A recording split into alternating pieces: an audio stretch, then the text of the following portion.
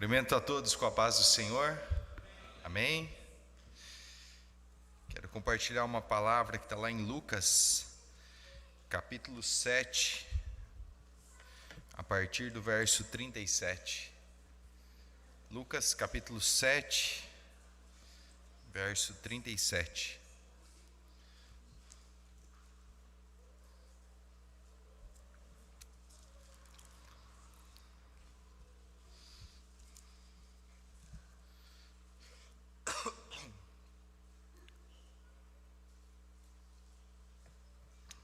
A palavra do Senhor diz que uma mulher da cidade, que era uma pecadora, sabendo que Jesus estava à mesa na casa do fariseu, trouxe um vaso de alabastro com unguento e, ficando atrás de seus pés, chorando, começou a derramar lágrimas sobre os seus pés e enxugava-lhes com os cabelos da sua cabeça e beijava-lhe os pés e ungia com unguento. Ora, quando o fariseu que o havia convidado viu isto, falava consigo, dizendo: se este homem fosse profeta, saberia quem e que tipo de mulher é esta que o toca, pois ela é uma pecadora. E respondendo Jesus, disse-lhe: Simão, eu tenho algo a dizer-te. E ele disse: mestre, diga. Havia um certo credor que tinha 2 devedores, e um devia 500 denários e o outro 50. E não tendo eles com o que pagar, perdoou a ambos. Dize, pois qual deles amará mais? E Simão respondendo disse: eu suponho que é aquele a quem mais perdoou. E ele disse: tu julgastes corretamente. E voltando-se para a mulher, disse a Simão: vês tu esta mulher? Eu entrei em tua casa e não me destes água para os pés, mas esta derramou lágrimas sobre os meus pés e os enxugou com os cabelos da sua cabeça. Tu não me beijastes, mas esta mulher, desde que entrou, não parou de beijar os meus pés. Tu não ungistes a minha cabeça com óleo, mas esta mulher com unguento ungiu os meus pés. Por isso, eu te digo, os pecados dela, que são muitos, lhe são perdoados, porque ela muito amou, mas a quem pouco amou é perdoado pouco, e o pouco o ama. E disse-lhes: os teus pecados são perdoados. E os que estavam à mesa começaram a dizer entre si: quem é esse que também perdoa pecados? E ele disse à mulher: a tua fé te salvou, vai em paz. Amém? A igreja pode se assentar.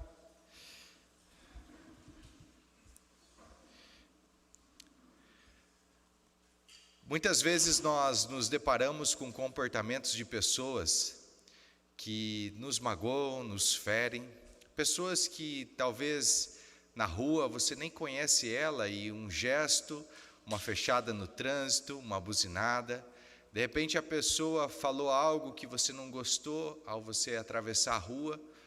Quem sabe você recebeu uma mensagem de alguém de dentro da sua casa, alguém que é o seu familiar. Quantas coisas nós vivemos, ouvimos, vemos, quantos conflitos nós passamos dentro dos nossos lares, quantos relacionamentos são rompidos por falta de perdão. Quantas vezes nós não perdoamos aquelas pessoas que nos ofendem? Quantos de nós, se parasse aqui e perguntasse para cada um que está aqui, quanta mágoa pode haver no coração? Quantas coisas que você fala: isso não dá para perdoar, isso eu não perdoo. Quem sabe você que é casado fala: eu não perdoo uma traição, eu não perdoo uma mentira, eu não perdoo isso ou aquilo. E aí vem inúmeras coisas na sua mente e você fica pensando o que você não perdoaria. E meditando nesse texto, o Espírito Santo me trouxe algo que Deus não perdoa. E essa atitude, isso Deus não perdoa. Ao decorrer dessa mensagem aqui, eu quero falar para você sobre o que Deus não perdoa. É fácil nós não perdoarmos. A Bíblia nos diz lá no livro de Mateus, capítulo 6, que se nós não perdoarmos alguém, nós também não somos perdoados. E eu entendi que não é porque Deus muda e Ele faz acepção de pessoas, porque a Bíblia diz que não há acepção de pessoas, que Deus não faz acepção de pessoas. Mas nós, ao vermos esse texto, entendemos que quando eu não perdoo, é como se eu abrisse um guarda-chuva e colocasse uma proteção sobre a minha cabeça para não receber também o perdão de Deus. Uma coisa importante que nós aprendemos, que Deus ele consegue separar o comportamento da identidade. Deus separa aquilo que a pessoa faz daquilo que a pessoa é. Quantos de nós misturamos isso? Nós julgamos as pessoas por aquilo que elas fazem. Já pensou se Deus fosse julgar as pessoas por aquilo que elas fazem? Deus, ele diz na sua palavra que ele abomina o pecado. E a Bíblia nos chama de pecadores, que todos nós pecamos e destituídos estamos da glória de Deus. Nós precisamos da misericórdia, da graça do Senhor para ser perdoados. E aí o Senhor fala que Ele odeia, Ele abomina o pecado. E se Deus agora, Ele não conseguisse separar o comportamento da identidade, ou Ele teria que começar a amar o pecado para amar as pessoas, ou então Ele odiaria as pessoas porque Ele odeia o pecado. Quantos de nós, ao ver um comportamento, nós julgamos o comportamento dessa pessoa, porque está ali nos magoando, nos ofendendo? A palavra do Senhor diz que no mundo nós seremos ofendidos, mas ai daquele que vem as ofensas. Então eu preciso cuidar para eu não ser o ofensor, mas eu tenho que estar preparado, porque no mundo vai vir as ofensas. E se perguntássemos para nós mesmos hoje, essa semana quantas pessoas já te ofenderam? Essa semana que passou, quantas experiências você teve que foi ofendido? E a pergunta é, de que forma eu reagi? Como eu reajo a uma ofensa? E quando eu reajo mal a uma ofensa, eu preciso provar o meu valor, eu preciso provar a minha importância. Quer dizer que eu ainda não sei o meu valor, eu ainda não sei a minha importância e por isso eu luto. Aí eu uso o meu comportamento, eu uso a força do meu braço para me defender daquelas acusações, para me defender daquelas ofensas. E se a pessoa me ofendeu, eu também vou ofender. Olho por olho, dente por dente, mal por mal, bem por bem. Se a pessoa me faz o bem, eu vou fazer o bem para ela. Se a pessoa me abençoa, eu vou abençoar ela. Mas se a pessoa me amaldiçoa, se a pessoa faz algo mal para mim, eu vou dar um jeito, ou eu, como um bom cristão, vou falar assim, não, eu não vou me vingar, mas Deus vai. E aí nós temos essa visão errada de Deus, que Deus é um julgador, que Deus é um carrasco, que eu não vou me vingar da pessoa porque eu sou um bom cristão, mas Deus vai pisar a mão nela. E aí eu acho injusto porque está demorando e aquela pessoa, por mais que ela roubou, matou, adulterou, fez tantas coisas erradas, aquela pessoa não está pagando, ela não está recebendo. Pode Deus, uma pessoa, fazer tanta coisa errada, tanto mal e continuar ainda vivendo desse jeito? Senhor, por que o Senhor está demorando em julgar essa pessoa, em vingar essa pessoa? E nós queremos que Deus faça justiça, a nossa justiça. Mas a Bíblia nos fala que Deus não opera na ira do homem, a justiça de Deus não opera na ira do homem. Deus, Ele é justo. Então, quando nós não dividimos o comportamento da identidade, nós quebramos relacionamentos, nós destruímos vidas, famílias, nós acabamos com planos de Deus, os planos que Deus tem para nós, aquilo que o Senhor gostaria de fazer através de nós, nós falamos, não, Deus, através de mim não, porque eu não consigo separar o comportamento daquela pessoa da identidade. Quantos de nós, ao não separar o comportamento da identidade dos nossos filhos, amaldiçoamos a sua identidade e chamamos ele de deficiente, chamamos ele de nomes depreciativos, colocamos ali adjetivos negativos sobre a identidade dos nossos filhos. Quando nós vamos disciplinar os nossos filhos, quando nós vamos corrigir, nós reafirmamos a identidade. Nós falamos: filho, você é um homem, você é uma bênção. Filho, você é um príncipe de Deus. Filha, você é uma princesa do Senhor. Filha, você é uma bênção. Filha, você entende que esse comportamento que você está tendo não é aquilo que você é. E o papai vai corrigir o seu comportamento. Filho, esse comportamento não é o seu comportamento de homem de Deus, de príncipe. Isso não é quem você é. Isso que você está fazendo está errado. E o papai vai corrigir o seu comportamento. Mas nós, na grande maioria das vezes, ao invés de corrigir o comportamento, nós corrigimos a pessoa, a identidade dela. Você não presta, você é um burro, você é isso. E nós amaldiçoamos a identidade da pessoa. E aí nós vemos pessoas com 40, 50, 60 anos, que elas não conseguem prosperar, elas não se sentem abençoadas, porque elas julgaram o comportamento do seu pai, julgaram o comportamento da sua mãe, e elas falaram: eu nunca vou ser igual ao meu pai, eu nunca vou ser igual à minha mãe. E aí, como uma máquina fotográfica que está tirando foto aqui, o que a Karina foca, quando ela for revelar, vai sair exatamente aquilo que ela focou. E quando nós julgamos uma pessoa, nós focamos aquilo. Nós focamos no comportamento errado daquela pessoa. E aí nós queremos que não saia aquela revelação daquela foto. Mas aquilo que nós focamos é exatamente o que vai sair.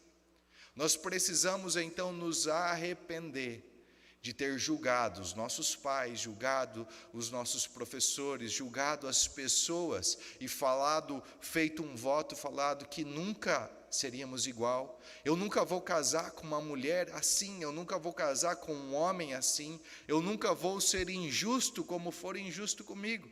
Aí a pessoa não é injusta, mas ela é negligente, ela deixa os filhos, lá vão ter.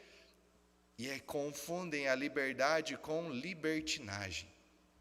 Nós precisamos entender como Deus nos ama, como pessoa, e como pai que Ele é amoroso, verdadeiro, e ama os seus filhos, Ele corrige o comportamento dos seus filhos.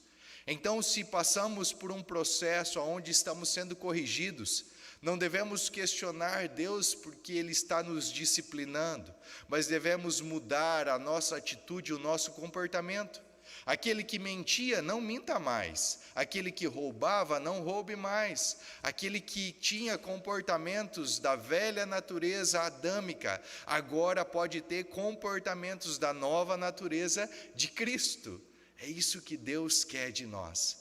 Que nós deixamos a natureza pecadora adâmica e entendamos que a graça, que é uma força capacitadora, que nos ajuda a mudar o comportamento. Com a força do nosso braço, nós só vamos conseguir ter abstinência, não vamos conseguir ter transformação, não vamos ser libertos. Eu consigo ficar tanto tempo sem gritar, eu consigo ficar tanto tempo sem ver um vídeo imoral, eu consigo ficar tanto tempo sem contar uma mentira, eu consigo ficar tanto tempo sem tomar uma bebida, eu consigo ficar tanto tempo sem cometer glutonaria. Mas de repente eu perco o controle, porque eu não estou liberto, eu estou em abstinência. Algo tira a minha paz. E assim como nós somos a imagem e semelhança de Deus, e Deus é um ser triuno, nós também somos. Nós temos um espírito, uma alma e um corpo. E conforme Gálatas capítulo 5, ele diz que nós precisamos andar no espírito e não na carne. Só que o que a carne faz? A carne, ela faz uma parceria com a alma, para que a alma que está sem paz comece a sentir paz. E lá você vai ler e tem os frutos do Espírito e as obras da carne. Primeiro, uma lista gigante de obras da carne. E aquilo que você pensa que pode estar fazendo para sentir paz, ela te até proporciona uma paz momentânea, mas ela está te afastando cada vez mais do Espírito. Então, toda vez que a sua alma está sem paz, e aí você vai para aquilo que é a obra da carne, você vai encher a sua paz, a sua alma com paz do mundo. Jesus, ele fala assim: eu te dou a minha paz eu te dou, não a dou como o mundo dá.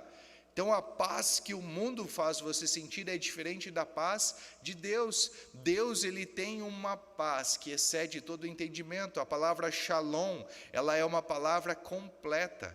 É você sentir paz em todas as áreas da sua vida. É você ser pleno na saúde, é você ser pleno nas finanças, é você ser pleno em tudo. Isso que é shalom.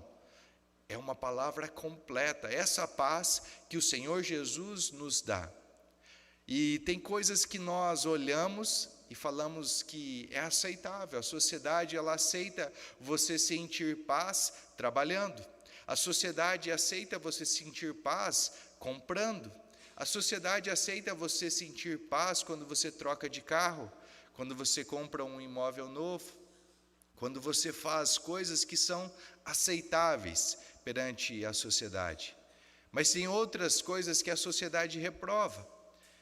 A sociedade reprova o adultério, a sociedade reprova a imoralidade sexual, a sociedade reprova um homicídio, mas são a mesma coisa. Você está colocando o trabalho no lugar de Deus, você está colocando a comida no lugar de Deus, você está colocando as compras, você está colocando algo que é do corpo, da carne, para preencher a sua alma, para trazer paz. E enquanto nós não fecharmos essa porta aqui da carne, para abrir a porta do Espírito e buscar no Espírito a paz, a alegria, a mansidão, a benevolência, o amor, nós não conseguiremos que a nossa alma sinta paz eternamente. Essas coisas aqui, elas fazem nos sentir paz, mas é uma paz momentânea. E como um vício, cada vez que você busca sentir paz na obra da carne, a próxima vez você precisa de mais, e você precisa de mais, e você vai aumentando as doses para ter a mesma sensação de paz. O que tem tirado a minha paz? Você pode fazer essa pergunta para Deus: Senhor, o que tem tirado a minha paz? Essa mulher aqui, a Bíblia diz que ela era pecadora. E eu entendi que o pecado dela era algo externo. E é muito fácil nós olharmos para as pessoas e falarmos sobre aquilo que elas estão cometendo quando é um pecado externo. E aí nós julgamos a pessoa porque nós estamos vendo o pecado dela. Aquele homem é um ladrão, ele é um drogado, ele é um bêbado, ele é um fornicador. Nós julgamos a pessoa. Eu creio que essa mulher aqui estava sendo julgada, porque a Bíblia diz que ela era pecadora, então eu entendo que o pecado dela estava exposto. Só que essa mulher, ela tem uma atitude de chegar diante do Senhor, de se arrepender. O comportamento dela, a forma que ela chega aqui aos pés do Senhor chorando. Pedro chorou amargamente para se arrepender. Essa mulher, ela demonstra arrependimento. Quando nós temos um encontro verdadeiro com Jesus, Jesus é a luz que mostra aonde está o pecado na nossa vida. E quando o pecado está exposto, ele é mais fácil de ser curado. Ele é mais fácil de ser tratado. O problema é que quando o pecado não está exposto, e quando não há lugar para arrependimento. O fariseu, ele não era um homem, não tinha uma identidade aqui, ele era chamado de o religioso. A sua capa aqui de santidade mostrava para todos que ele não tinha pecado. Quantos de nós passamos uma impressão que não temos pecado, que a nossa vida está tudo bem, pois eu oro, eu jejuo, eu leio a palavra, eu venho na igreja toda semana, a minha vida com Deus está tudo certo. Esses são os fariseus modernos, é os fariseus de hoje, que não conhecem, não conseguem reconhecer que existem pecados ocultos e que estão lá escondidos, e aí, por termos um coração endurecido, não encontramos lugar para arrependimento. E ainda quando nós não encontramos lugar para arrependimento por causa do coração endurecido, nós julgamos as atitudes das pessoas, mesmo que essa pessoa seja Jesus. E aqui o fariseu, ele está julgando Jesus. Se esse cara aí fosse um profeta, ele saberia quem que está atrás dele chorando. Ele saberia quem é essa mulher. Ele saberia que era uma pecadora. Quantos de nós estamos igual a esse fariseu, julgando, mas só no pensamento? E aqui Jesus, ele fala que ele estava falando consigo, né? Mas Jesus conhecia a intenção do coração. Jesus sabia dos pensamentos. Antes que as palavras cheguem à nossa boca, elas já são conhecidas de Deus. Então eu posso esconder da minha esposa algo que eu penso, eu posso esconder de outras pessoas algo que eu penso, mas eu não consigo esconder de Deus. Nós podemos parar hoje e meditar sobre a nossa vida, como Paulo nos ensina. A primeira carta aos Coríntios, no capítulo 11, a partir do verso 23, o texto que lemos todos os meses. Examine o homem, pois, a si mesmo. Quantas vezes nós vamos examinar o próximo e não nós? Hoje o Senhor está dando-nos a oportunidade de examinar a nós mesmos, para não sermos julgados, para que nós possamos nos arrepender. Para esse fariseu, ele não tinha lugar para arrependimento. Ele não conseguia identificar o pecado que ele carregava dentro dele. E esse pecado é um pecado que a maioria de nós carrega. E é difícil de nós reconhecermos esse pecado. Eu falo por experiência própria, porque demorou anos para que eu pudesse reconhecer o meu pecado, porque ele está lá interiorizado, enraizado, um pecadinho de estimação, que está tudo certo. Esse pecado, ele se chama orgulho. E aí os orgulhosos falam, não, eu não tenho orgulho. Mas o orgulho, ele se manifesta de duas formas.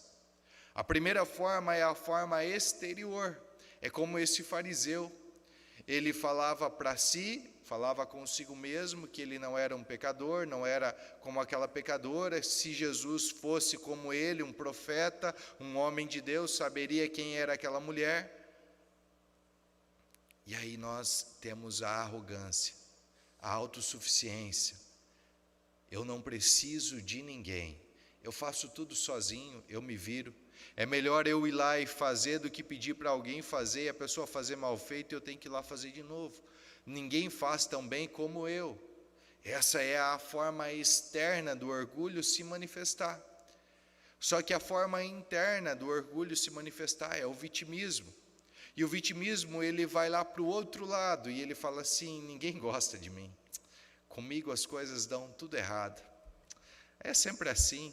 As pessoas só me julgam, as pessoas só me criticam, eu faço o meu melhor, eu dou o meu melhor, eu me esforço ao máximo para fazer de tudo para essa família, eu trabalho, eu faço de tudo, mas elas não me reconhecem. Conhece pessoas assim? E aí nós pegamos esse orgulho e nós oscilamos entre a parte externa e a parte interna, entre eu sou autossuficiente e entre nada dá certo para mim, eu sou o coitadinho. Só que todo orgulho não é o problema é a raiz do orgulho, e a raiz do orgulho foi gerada por causa de uma vergonha, de uma humilhação. E quando eu fui humilhado, quando eu fui maltratado, quando eu fui envergonhado, eu fiz um voto para me proteger e falar assim, eu nunca mais vou deixar ninguém me envergonhar, ninguém vai me maltratar, eu nunca mais serei envergonhado. Aí manifesta o orgulho. E a forma de eu me proteger para que ninguém me magoe é o medo, aonde eu me escondo, e eu coloco uma concha para me proteger, e aí ninguém mais me fere. E como tem essa concha e ninguém mais vai me ferir, porque eu estou dentro dessa concha, então eu não conto nada para ninguém, eu não falo nada para ninguém da minha vida pessoal, eu não conto os meus planos, os meus projetos, eu me escondo dentro dessa concha aqui, ninguém mais vai me ferir, eu cuido da minha vida, eu me protejo. Essa concha aqui, ela impede de outras pessoas te ferirem, mas também impede de você receber o amor de Deus. 1 João 4,18 diz que o perfeito amor lança fora todo medo, que o medo produz tormento. Você já pensou uma pessoa vivendo atormentada? A vida inteira dela atormentada. Ela só consegue ser livre do medo através do amor perfeito.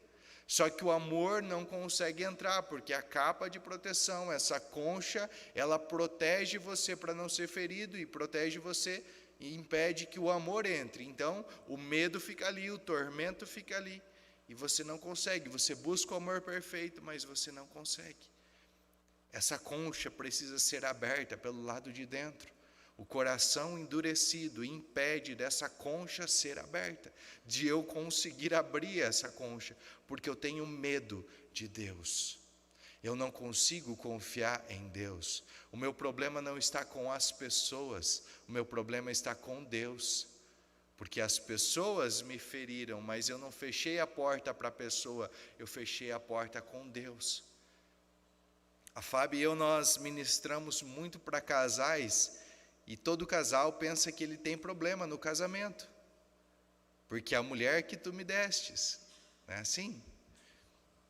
Mas os casais não têm problema no casamento. A pessoa, ela já é uma pessoa quando ela nasce, e ao longo da sua vida ela vai se enchendo de problemas, e aí ela leva isso para o casamento, e aí manifesta, aciona o vírus, e a pessoa acha que ela tem problema dentro do casamento, mas o problema não está no casamento, não está dentro do casamento, está dentro da pessoa que se fechou. A outra área que a pessoa faz para se defender, para nunca ser envergonhado, é a raiva. Aí eu uso a raiva como um escudo, e se a pessoa chega perto da minha ferida, eu começo a gritar, eu começo a afastar a pessoa com a raiva. Eu reajo e eu expulso aquela pessoa. Olha, não chega perto de mim, não toca mais nesse assunto, não fala mais comigo sobre isso, porque machuca. E aí a raiva e o medo impedem a pessoa de ser tratada, de descobrir aonde que está aquela vergonha, aonde que começou aquela raiz. Então, se você está manifestando a forma exterior do orgulho, a autossuficiência, ou você manifesta a parte interior do orgulho, que é o vitimismo, se você oscila entre isso, bem fácil de você descobrir, tá? Pergunta para o seu cônjuge se isso faz sentido, porque a pessoa que é orgulhosa, ela nunca vai reconhecer que ela é orgulhosa. E aí você vai perguntar para o Senhor: Deus, por que eu estou reagindo assim? Por que eu reajo mal a essas ofensas? Pai, por que eu não consigo confiar no Senhor de todo o coração? Por que eu sei aqui na minha cabeça que o Senhor é provedor, mas quando o dinheiro acaba, aqui no meu coração, eu não sei. E eu vou buscar nos bancos, na força do meu braço, eu vou trabalhar mais, eu vou fazer hora extra, eu vou dar um jeito para conseguir dinheiro. A gente sabe muita coisa aqui na cabeça, mas não deixa entrar no nosso coração, por causa dessa concha, por causa dessa proteção. E aqui, quando o Senhor estava ministrando, Ele me fez uma pergunta. Todo mundo quer levar Jesus para casa, né? Zaqueu nem esperava e Jesus foi para sua casa. A pergunta aqui é: como nós recebemos Jesus? E esse fariseu, ao receber Jesus, Jesus fala para ele assim: olha, eu entrei na sua casa e você não me deu água para os meus pés. Era uma cultura, lá não tinha ruas pavimentadas, O calçado deles não era fechado. Era costume chegar na casa e aquela pessoa que ia receber ali, o anfitrião ia receber o seu hóspede, já preparava uma bacia para lavar os pés. Mas esse homem, ele não deu água para os pés de Jesus. Ele não enxugou, não beijou, ele não ungiu, ele não deu honra a Jesus. Jesus era apenas mais um ali, e talvez tão insignificante que não merecia nem água para lavar os pés. Quantas vezes nós queremos Jesus, queremos que Jesus venha e resolva o nosso problema, que Jesus dê um jeito nas nossas finanças, que Jesus nos cure de alguma doença, de uma enfermidade, que Jesus mude a circunstância, mude os processos que nós estamos vivendo. Mas nós não queremos receber Jesus com honra. Nós não queremos nos arrepender das nossas atitudes, dos nossos comportamentos, dos nossos pecados. E aí nós trocamos a palavra pecado por problema. Eu estou com um problema no meu casamento, eu estou com um problema nas minhas finanças, eu estou com um problema de saúde. Será que essa palavra problema, ela não pode ser pecado? Será que esse pecado não pode se chamar orgulho? É fácil identificar uma pessoa que comete um pecado externo e é fácil julgar ela, mas quando o pecado está enraizado lá dentro é tão difícil de identificar, é tão difícil de tratar. E se não houver lugar para arrependimento, não tem lugar no céu para nós. Olha a atitude que Saul teve e a atitude que Davi teve. Olha o final que Davi teve e olha o final que Saul teve. Olha a descendência de Saul e olha para a descendência de Davi. Olha quem vem na genealogia de Davi e quem vem na genealogia de Saul. Olha para a vida de Pedro, que encontrou um lugar para se arrepender, e olha para a vida de Judas, que não encontrou lugar para se arrepender. Nós queremos acabar enforcados, queremos acabar deitados em cima de uma espada, ou nós queremos nos arrepender e falar: Senhor, eu não sou digno de morrer como o meu Senhor, vira essa cruz de cabeça para baixo. Aonde eu passo, a minha sombra cura pessoas. Aonde eu vou, eu olho para as pessoas e eu falo em nome de Jesus. Levanta e anda. Eu tenho me comportado como um embaixador de Cristo, eu tenho dado honra para Jesus Cristo, eu tenho falado: Jesus, vem para minha casa. Jesus, eu tenho um lugar para te receber, eu tenho um lugar aqui para orar, para falar contigo. Jesus não é um lugar que eu vou lá e eu vou ficar falando. É um lugar onde eu vou ficar em silêncio, escutando. A Bíblia fala para nós sermos bons ouvintes, não bons falantes. Não é para nós sermos bons de oratória, é para nós sermos bons de ouvido. Será que nós temos ouvido a Jesus? Ou os nossos pensamentos estão vagando e nós estamos olhando para fora, vendo o que está de errado, vendo o que as coisas podem melhorar? Eu quero convidar você a olhar para dentro hoje. Olhe para dentro de você, examine-se a si mesmo e fala: Senhor, eu sou isso? Eu estou me comportando dessa maneira? Senhor, eu tenho me comportado assim? Senhor, eu me relaciono com Jesus só por interesse? Eu me relaciono com o Senhor só por interesse? Eu busco ao Senhor só quando as coisas fogem do meu controle, quando eu não tenho mais controle das minhas finanças, da minha saúde? Ou, Senhor, eu tenho um relacionamento de amizade, e eu tenho prazer de estar contigo, eu tenho prazer de estar na sua casa, eu tenho prazer de conversar com o Senhor todos os dias. O seu primeiro pensamento é para Deus? O seu primeiro bom dia é para Deus? Para quem é o seu primeiro momento? Para quem você tem colocado as primícias do seu tempo? Nós temos que cuidar com as distrações. Nós precisamos olhar para dentro de nós agora. Eu gostaria que você fechasse os seus olhos e falasse com Deus. escutasse o que o Senhor quer falar para você. Sabe, eu não tenho como falar para você da sua vida, mas o Espírito Santo está aí dentro de você e Ele conhece a sua vida. Ele sabe todas as vezes que você foi ofendido, Ele sabe todas as vezes que você foi ferido, quanto dor, quanto sofrimento, quantas coisas você sofreu, quantas frustrações. Vai falando para Deus aí das suas frustrações.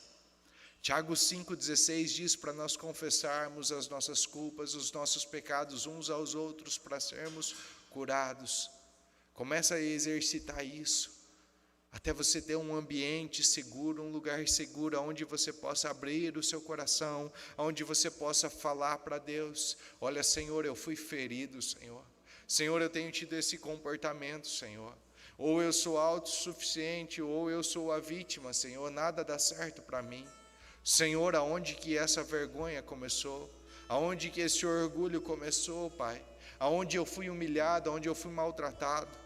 Hoje você tem a oportunidade de se arrepender desses votos que você fez, quando você julgou o seu pai, quando você julgou a sua mãe, quando você falou: eu nunca vou tratar os meus filhos assim, eu nunca vou me casar com um homem assim, eu nunca vou me casar com uma mulher assim.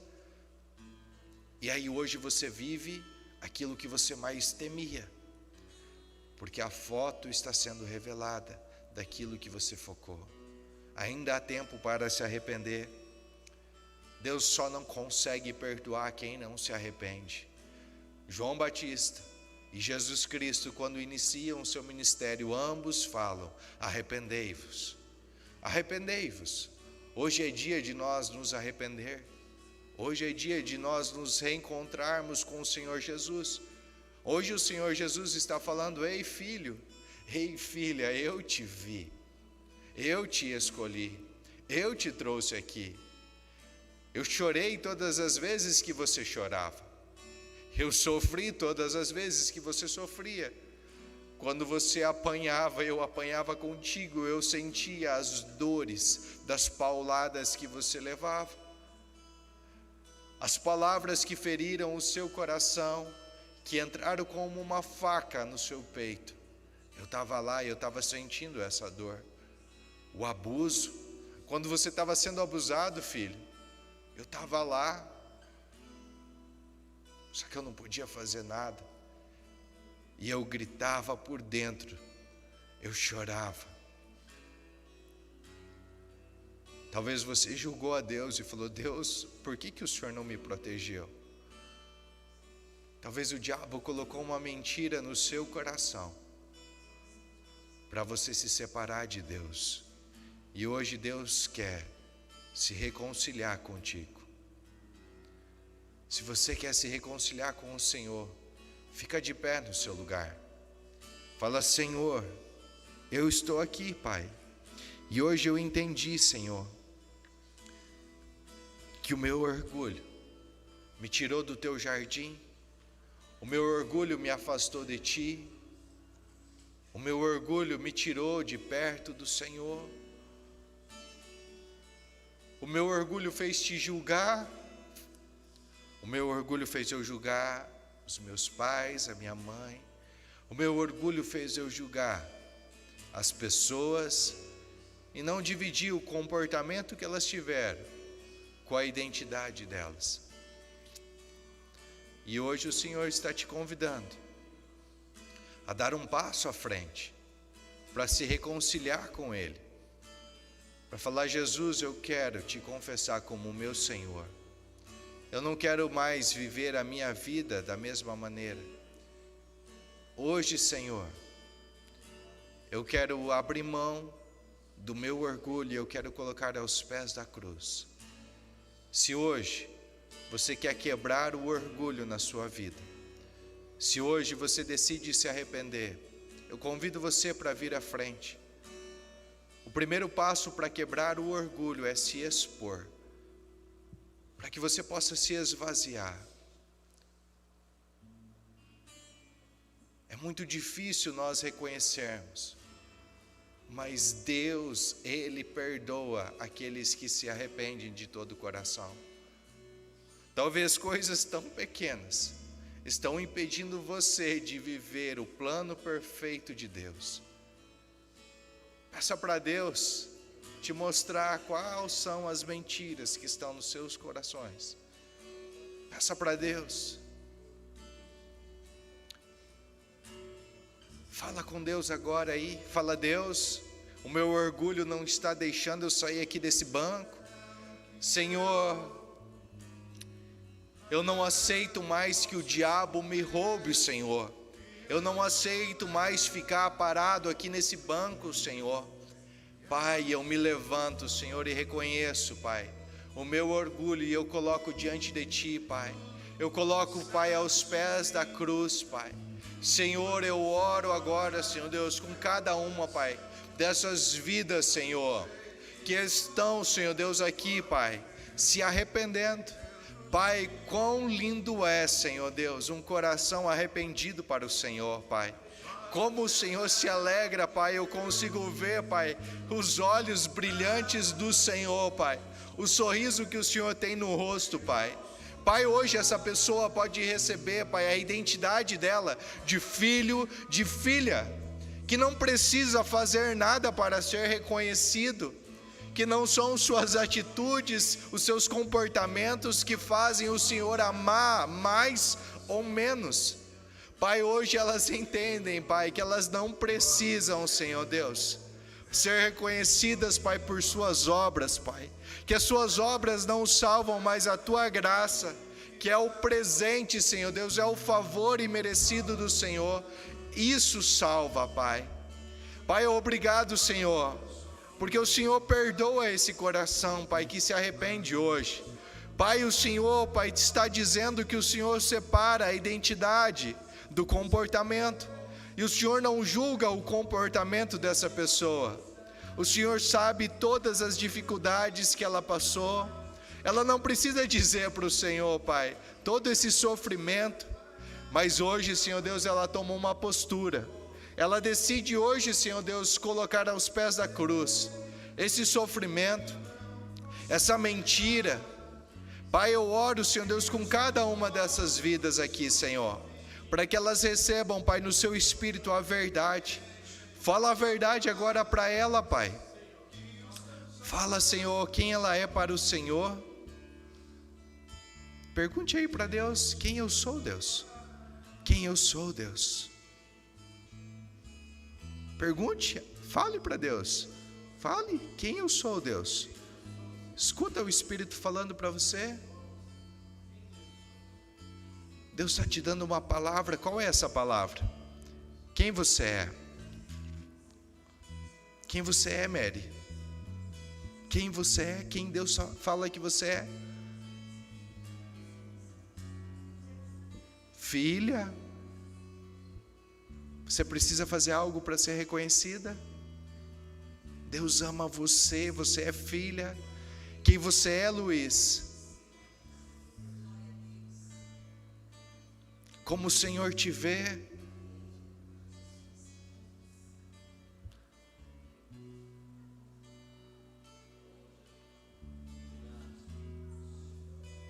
Que Deus está falando ao seu coração.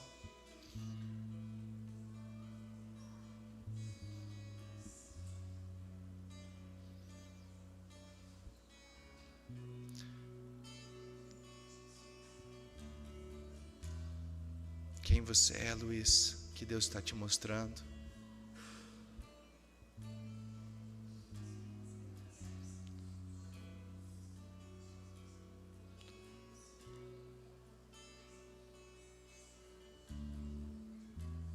Deus te abandonou? Deus te esqueceu de você?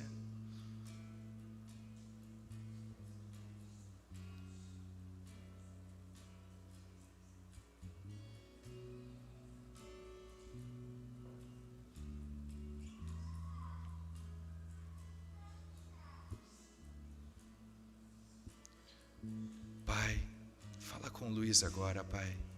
Quem ele é, Pai? Senhor, quem o Luiz é, Pai? O Senhor o abandonou, Pai? Deus, onde o Senhor estava naquele momento, Pai? que ele se sentia sozinho, Pai. Fala com ele, Deus. Fala para ele, Pai, o quanto ele é amado, que ele é escolhido, Pai. Um dia ele foi quebrado, Senhor, mas o Senhor não deixou nenhum daqueles caquinhos, Pai, ser desperdiçado.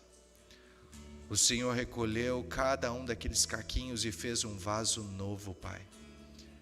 Senhor, e hoje o Senhor enche esse vaso, Senhor, com azeite. Senhor, o Senhor sabe quanto tempo ele tem buscado, Pai, esse encontro com o Senhor, ouvir a sua voz, Pai. Senhor Deus, mostra para ele se tem algo que impede ele de ouvir a sua voz. Pai, fala com o Jefferson, mostra para ele quem ele é, Pai. Mostra, Senhor Deus, para o Benhur, mostra para o outro irmão, Senhor, quem eles são para o Senhor. Pai, eu oro para que uma porção do Teu amor, Pai, comece a cair e ser derramada, Senhor. Que eles tenham, Senhor Deus, os seus olhos espirituais abertos agora, Pai. E as áreas, Pai, onde eles não viam o Senhor agir, Pai. Na área das finanças, na área da saúde, Senhor. Na área da prosperidade, Senhor Deus. No relacionamento amoroso, no relacionamento sexual, Senhor. Pai, no relacionamento de pais, Senhor Deus, toda a ligação de alma, Senhor. Pai, eu oro para que agora, Senhor Deus, essa mentira seja removida do coração deles.